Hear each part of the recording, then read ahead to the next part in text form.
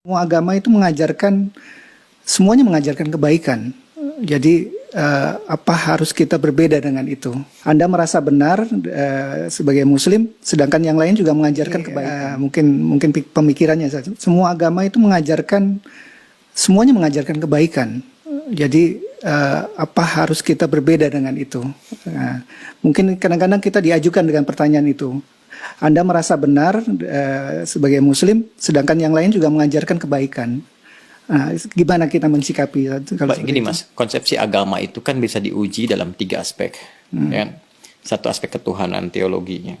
Yang kedua aspek ibadah, tata cara dia ibadah. Yang ketiga muamalah, yang mengatur pedoman dalam berinteraksi secara sosial. Ya kan? Oke, boleh jadi di aspek yang ketiga, semua menunjuk kepada yang benar. Mengajarkan interaksi yang benar dengan sesama. Silahkan Anda cek ya. Pasti semua agama mengatakan harus jujur, nggak boleh mencuri, kan? Nggak boleh berzina dan sebagainya. Jadi kalau ada yang membolehkan berzina, menipu dan sebagainya, dipertanyakan konsepsi keagamaannya. Di aspek yang ketiga ini, secara hukum sosial, semua bisa sepakat. Tapi dikatakan agama harus memenuhi unsur 2 lagi. Konsepsi ibadahnya bagaimana? Di agama pasti ada ibadah, karena ibadah itu konsekuensi dari keadaan seorang hamba yang menuhankan sosok Tuhan. Pembuktian dari sifat menuhankan itu adalah ibadah. Harus menyembah Tuhannya. Bagaimana konsepsinya? Caranya bagaimana dia beribadah? Diatur tidak? Cara dia ibadah seperti apa? Ditunaikan kapan? Bagaimana teknisnya? Apa maknanya? Apa hikmahnya? Apa implementasi ibadah itu bagi kehidupan? Di titik ini pasti akan ada perbedaan. Saya sebagai Muslim, ya, dengan saudara-saudari kita sebangsa setanah air dan non-Muslim, konsepsi ibadahnya pasti beda. Ya, saya di Islam. Kenapa saya meyakini Islam misalnya? Karena konsepsi ibadah saya, ya, yang saya jalani dalam Islam, itu menurut saya yang paling sesuai, paling lengkap, paling akurat, paling rasional. Ya, dari sisi sholatnya misalnya, ibadah pokok itu kan sholat. Waktunya jelas diatur. Kapan saya mesti sholat? Panggilannya jelas. Kemudian bagaimana penampilan saya saat akan menunaikan sholat jelas. Apa yang harus saya lakukan sebelum sholat jelas. Sebelum sholat kamu wudhu dulu. Ada langsung firmannya dari Allah, bukan rekayasa manusia, bukan buatan Nabi Muhammad SAW, kan? Langsung dari Tuhan. Nih, Quran surah ke-5 ayat yang ke-6. Ini cara wudhunya begini, diatur, diterangkan oleh Rasul. Begini prakteknya. Kemudian sebelum sholat kenakan pakaian yang terbaik. Bahkan sejak ada panggilan dari masjid kita dengar. Quran surah ke-7 ayat 31. Ya bani Adam khudzu zinatakum 'inda kulli masjid. Kemudian setelah itu diatur bagaimana cara memulai ibadahnya, dari mulai takbir pembuka sampai dengan salam. Dijelaskan selain cara, maknanya apa, kenapa tangannya begini, kenapa bacaannya ini, artinya apa, hikmahnya apa. Lalu kaitan dengan implementasi kehidupannya bagaimana.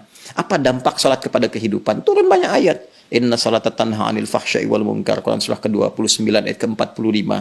Nanti salat ada kaitan dengan ketenangan hati, salat kunci kebahagiaan, kesuksesan, dan dibuktikan oleh jejak sejarah. Orang-orang dulu ketika dia sholatnya benar, terjadi itu semua. Nah, ini yang menjadikan kita yakin sebagai Muslim memeluk Islam. Bagi penganut agama lain, punya konsepnya sendiri. Kita nggak bisa paksakan semua sama di titik ini dalam konsep keberagamaan. Apalagi kalau sudah masuk ke konsep teologis, ketuhanan. Ya kan? Nah, untuk menentukan agama ini, ya, benar sebagai agama, kan mesti punya konsep ketuhanan. Nah, Islam pun menawarkan kepada kita secara ilmiah dan objektif untuk menguji bagaimana sih standar untuk menetapkan zat itu sebagai Tuhan, ya kan? Apa ukuran-ukurannya? Maka Islam menyampaikan, misalnya di Quran surah ke-42 Asy-Syura ayat yang ke-11, laisa kamitslihi syai' di ujung ayatnya. Ya, sifat Tuhan itu nggak boleh sama dengan selain Tuhan. Ya, harus beda, 100% harus berbeda. Ya, jadi kalau misalnya manusia ini lemah, maka Tuhan mesti lebih kuat. Nggak boleh sama dengan makhluk. Kan? Kalau manusia berpasangan, Tuhan itu harus esa, harus tunggal misalnya. Demikian banyak hal yang bisa ditampilkan. Nah, konsepsi teologi ketuhanan ini setiap agama itu pasti berbeda. Ya kan? Nah, tinggal kita uji. Kan negara memberikan kepada kita hak penuh, merdeka untuk memilih. Dan dahsyatnya, Al-Quran memberikan kesempatan kepada kita itu secara merdeka. Terbuka untuk memilih. Bahkan dalam aspek teologi, di Quran surah ke-47 Muhammad, ayat yang ke-19, kata Allah, fa'lam. Anda mesti punya dasar pengetahuan. Annahu untuk menetapkan la ilaha illallah, untuk menetapkan tiada Tuhan selain Allah. Jadi untuk menetapkan konsep ilahiyat, teologis, ketuhanan, yang meyakinkan kepada kita, oh ini Tuhan saya Allah. Ya kalau ditanya kenapa Anda nggak pilih Tuhan yang lain, kata Allah, Anda jangan sekedar bersyahadat misalnya, mengatakan asyhadu an la ilaha illallah. Itu syarat pertama menjadi muslim, syahadat. Tapi kalau Anda ingin kuat, ya dengan syahadat itu, dengan keyakinan teologi Anda itu, menuhankan Allah. Ini ilmunya loh. Makanya di Islam ada akidah, ilmu tauhid, fiqhul akbar. Nah, jadi boleh jadi semua agama itu punya konsepsi yang sama dalam aspek muamalat, interaksi sosial yang membawa norma-norma kehidupan dalam ragam interaksi sosial. Tapi bisa berbeda dalam konsepsi ibadah dan ketuhanan. Dan aspek ketuhanan yang paling pokok. Ya kan? Yeah. Jadi kalau semua sama, berarti kan mesti ada yang spesial, yang beda kan? Ya, betul. Nah, itu yang menjadikan Anda, saya, kita melihat yang spesial ini bagi saya. Konsepsi Islam sangat jelas, tidak ambigu. Ya, menentukan ketuhanan jelas. Fa'lam annahu la ilaha illallah. Innani anallahu la ilaha illa ana fa'budni. Ya, saya Allah, kata Allah, nggak ada Tuhan yang dipertuhankan selain saya. Ya, maka sembah saya. Nah, saya mencari, saya membandingkan, melihat dengan keyakinan lain, saya temukan yang paling jelas. Tidak ambigu, tidak susah dipahami sebagai muslim ya. Ya, dan saat yang bersamaan ketika kita meyakini Allah pun sebagai Tuhan, memeluk Islam, beribadah dalam Islam, saat yang bersamaan tetap diminta oleh Al-Quran, la ikraha fid din, gak boleh paksa orang. Betul. Indah gak? Iya, indah sekali. Lakum dinukum waliyadin. Hormati keyakinan orang lain. Kamu meyakini Islam sebagai agama yang benar, ya, tapi hormati orang lain juga. Ya, jelaskan keislaman Anda itu lewat penampilan Anda, karakter Anda, perilaku Anda, sifat dan sikap Anda. Kalau ditanya, jelaskan, jawab, dan sebagainya. Masya Allah. Indah nggak? Indah, Pak. Ya, jadi di situ titik perbedaannya. Jadi nggak bisa kita katakan semua agama sama, karena konsepsi dasarnya itu berbeda. Iya, iya. Paham sekarang ya? Betul, betul. Nah, kalau paham berarti nggak ditanya lagi.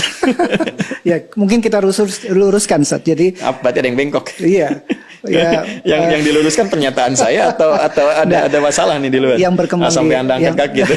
Yang berkembang di masyarakat, Ustaz. Jadi, Muslim yang semakin berilmu, otomatis makin toleran terhadap masyarakat di sekitarnya. Mungkin bisa dibilang begitu, Ustaz.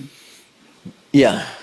Ya, bisa disimpulkan demikian toleran dalam aspek-aspek yang perlu ditoleransi. Betul, betul, betul. Dan ini ekspresi toleransi itu pun sesuai dengan kebutuhannya. Jadi jangan berlebihan juga. Nggak bisa toleran itu misalnya, wah ini lebih berkembang lagi, ikut-ikutan beribadah sesuai dengan agama-agama orang lain. Ya nggak mungkin itu ya. Anda nggak bisa toleransi ikut ke tempat ibadah orang. Justru itu intoleran yang sangat tinggi. Iya. Paham nggak maksudnya? Paham, Ustaz. Paham. Apa coba? Ulang lagi nanti. Bukan. Intoleran yang sangat tinggi. Kenapa? Iya, Kenapa? Karena saat dia hadir di kebebasan. tempat orang itu, hati dia meyakini bahwa itu salah. Iya, iya. Tapi dia terpaksa hadir di situ untuk mewujudkan konsepsi yang salah. Iya, iya. Saya toleran nih, datang ke tempat ibadah orang lain. Tapi di hati dia mengatakan ini salah nih, ini nggak benar nih. Iya. Nah, itu kan kalau dalam bahasa agama, nifak, munafik, hipokrit gitu kan. Iya. Nah, jadi saya kira itulah.